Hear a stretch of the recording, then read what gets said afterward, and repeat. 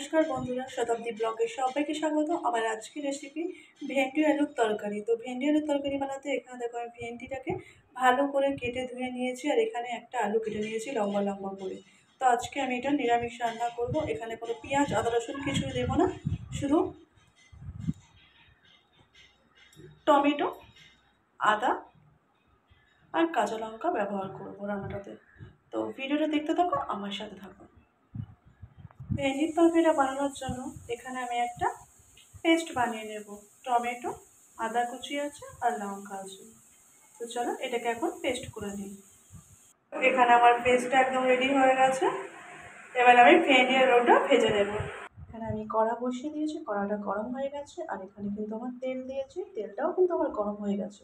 তো এখন আমি তেলের মধ্যে আলুটাকে দিয়ে দেবো, দিয়ে ভাজা করে নেব।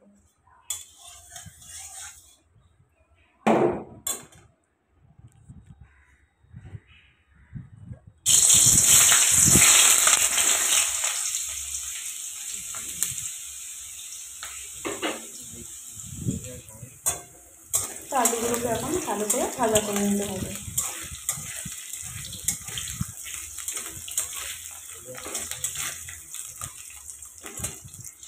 তো দেখো এখানে আমার আলুটা কিন্তু লাল লাল করে ভাজা হয়ে গেছে। তো আলুটাকে এখন আমি তেল থেকে নামিয়ে নেব, নিয়ে এই তেলের মধ্যে ভেন্ডিগুলোকে ভাজা করে নেব।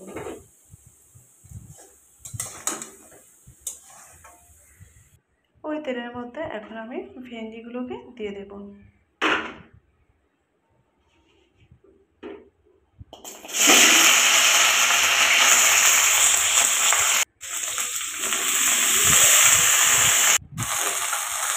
তো ভেন্ডিগুলোকে কিন্তু আমি ভালো করে ভাজা করে নেব।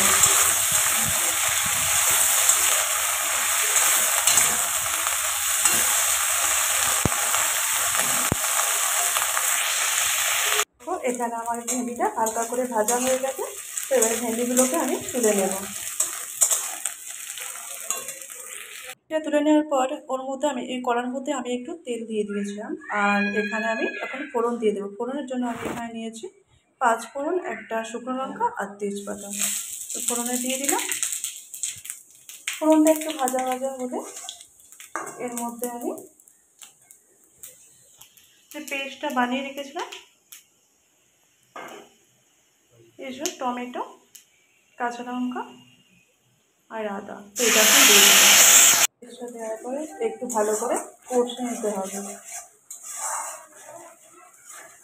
তারপর দেখো পেস্ট, এখানে আমি একটু মিষ্টি দিয়ে দেবো, দিয়ে দিলাম মিষ্টি।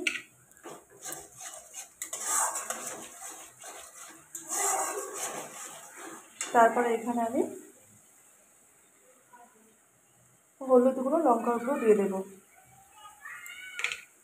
দিয়ে ভালো করে কষে নিতে হবে।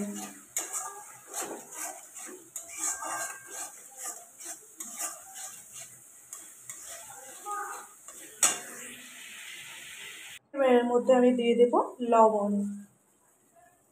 তো পরিমাণ মতো লবণ দিয়ে দিলাম, দিয়ে আবারও ভালো করে নাড়াচাড়া করতে হবে।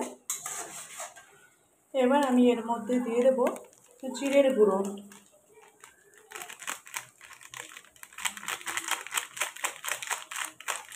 তো দেখো জিরের গুঁড়োটা আমি দিয়ে দিলাম।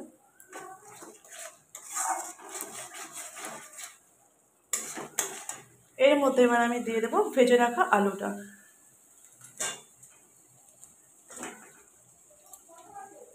তো ভেজে রাখা আলুটা দিয়ে দিলাম, দিয়ে ভালো করে কষাতে হবে। এটা কিন্তু একদম সম্পূর্ণ নিরামিষ রান্না, এখানে আমি কোনো পেঁয়াজ আদা রসুন কিছু ব্যবহার করিনি। তো এভাবে রান্না করে দেখবেন, খুব ভালো লাগবে। এই নিরামিষ রান্নাটি কিন্তু খুবই ভালো লাগে। তো দেখো আমার কিন্তু এখানে কষানো একদম রেডি হয়ে গেছে। এবার আমি এর মধ্যে দিয়ে দেবো ভেন্ডিটা, ভেজে রাখা ভেন্ডিটা দিয়ে দিলাম।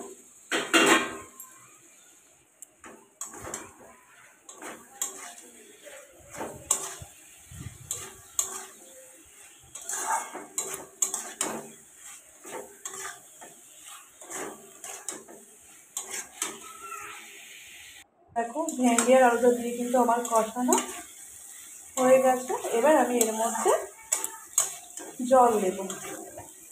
তো খুব বেশি জল দেবো না, অল্পই জল দেব। তো জলটা আমি দিয়ে দিলাম।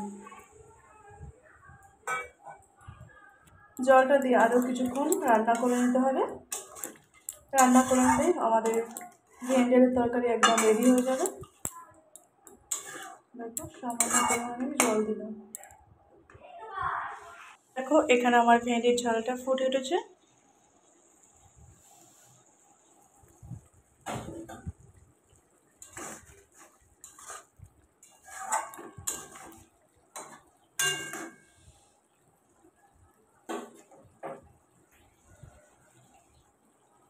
তো এখন দেখবো আলুটা গলে গেছে কিনা। তো দেখো আলুটা কিন্তু আমার এখানে গলে গেছে, তার মানে আমার ভেন্ডির ঝালটা কিন্তু হয়ে গেছে একদম।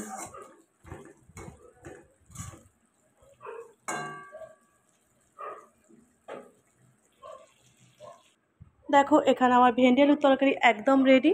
তো আমার আজকের এই ভেন্ডি আলুর তরকারি রেসিপিটি তোমাদের কেমন লাগলো? যদি ভালো লেগে থাকে লাইক কমেন্ট শেয়ার করবে। চ্যানেলে নতুন হয়ে থাকলে চ্যানেলটিকে সাবস্ক্রাইব করে পাশে থাকবে। আজকের মতো ভিডিওটা আমি এখানে এন্ড করছি। দেখা হবে নতুন কোনো ভিডিওতে। ততক্ষণ তোমরা ভালো থেকো, সুস্থ থেকো, সাবধানে থেকো। সবাইকে টাটা।